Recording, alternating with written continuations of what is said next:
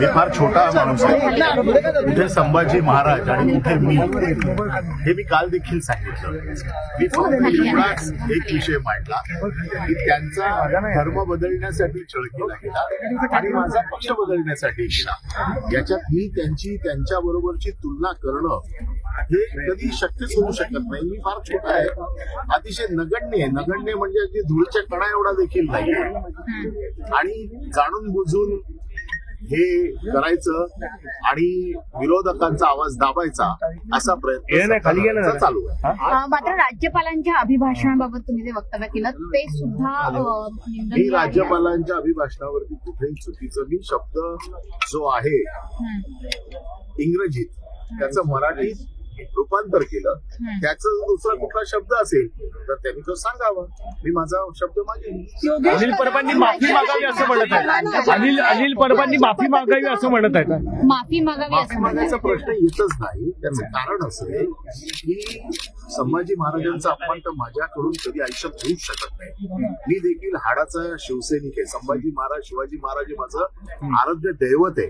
या दैवतांचा अपमान आम्ही कधीच, या दैवतांचा अपमान कोण करणार त्यांना कुठली शिक्षा देण्यासाठी आम्ही पुढे असतो. तर आमच्याकडनं असं कधी होऊच शकत नाही. आणि राज्यपालांचा कुठलाही अपमान केलेला नाहीये.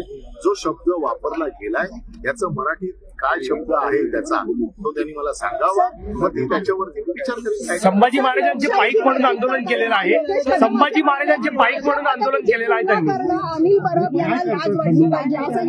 पुन्हा एकदा सांगतो, छत्रपती शिवाजी महाराज, छत्रपती संभाजी महाराज हे माझं दैवत आहे.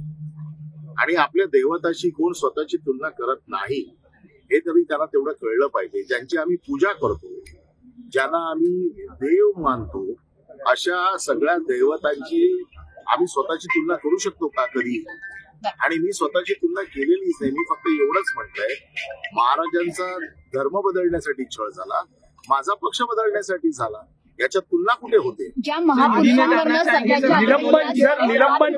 ज्या प्रकारे अबू आझमींचं निलंबन, अधिवेशनात एक कठोर कायदा झाला पाहिजे. जे महापुरुषांचा अपमान करतील त्यांना 10 मागणी काल मीच केलेली आहे की असा कायदा बनवा की महाराजांचा अपमान करणाऱ्यांना आयुष्यात अशी शिक्षा मिळाली पाहिजे की पुन्हा अशा प्रकारचा महाराजांचा अपमान आणि दैवतांचा अपमान, महापुरुषांचा अपमान करण्याची कोणाची हिंमत होणार नाही.